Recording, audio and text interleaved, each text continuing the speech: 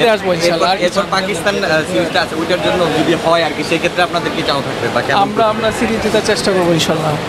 Pakistan series নিয়ে ঘোর অনিশ্চয়তা, এখনো কোনো কিছুই শিওর করে বলা যাচ্ছে না।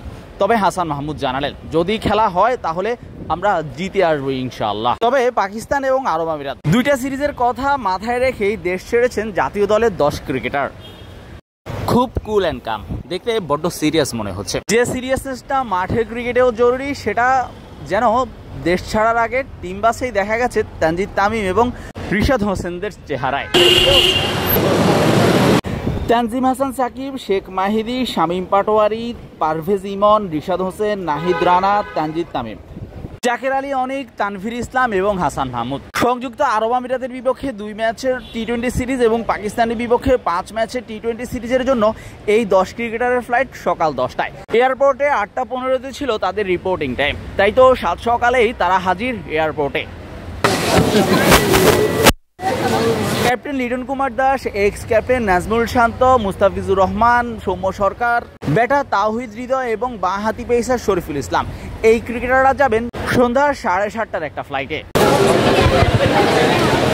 7 সকালে যাদের এয়ারপোর্টে পাওয়া গেছে, অর্থাৎ যারা 10টার ফ্লাইটে দুবাইয়ের উদ্দেশ্যে রওনা হবেন, সবাইকে দেখে বেশ সিরিয়াসই মনে হয়েছে। অনেকটা কুল অ্যান্ড কাম থাকার চেষ্টা করেছেন বাংলাদেশ দলের ক্রিকেটাররা। পাকিস্তান সিরিজ নিয়ে এখনো অনিশ্চয়তা পুরোপুরি কাটেনি। পিসিবিকে নতুন শিডিউলের প্রস্তাবনা দিয়েছে পাকিস্তান ক্রিকেট বোর্ড পিসিবি, তবে এখনো কোনো কিছুই শিওরলি জানা যায়নি। তবে ক্রিকেটাররা অবশ্য প্রস্তুতি নিয়ে এসেছেন দুটো সিরিজেরই, মানসিকভাবেও তারা সেটার জন্যই প্রস্তুত আছেন এবং সেটার জন্যই জিম্বাবুয়ে সিরিজের পর থেকেই প্রস্তুতি নিয়েছেন ক্যাম্পে। আইপিএল এবং পিএসএল যদি আবার শুরু হয়, সেক্ষেত্রে বাংলাদেশ এবং পাকিস্তান সিরিজ নিয়ে ইতিবাচকই ভাবনা সবার।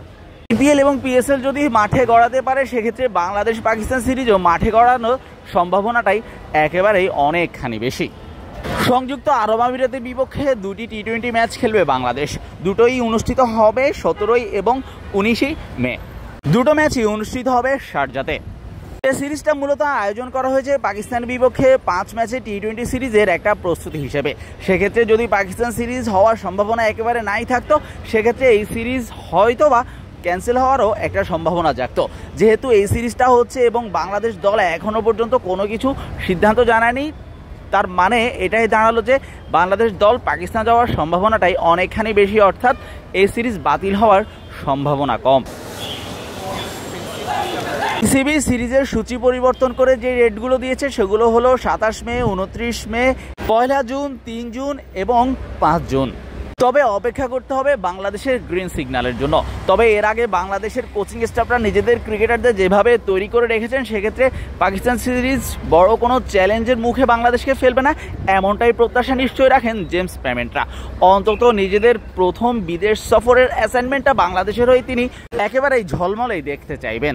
ফিল্ডিং এবং ফিটনেস যে দুটো বাংলাদেশকে বেশ ভুগিয়েছে, সেই দুই কোচই আপনারা দেখতে পাচ্ছেন। নিজেদের শিষ্যদের নিয়ে একেবারে নিজেদের সর্বোচ্চটা উজাড়ও করে দিয়েছেন। এবার ক্রিকেটাররা মাঠে সেটা এক্সিকিউট করার পালা।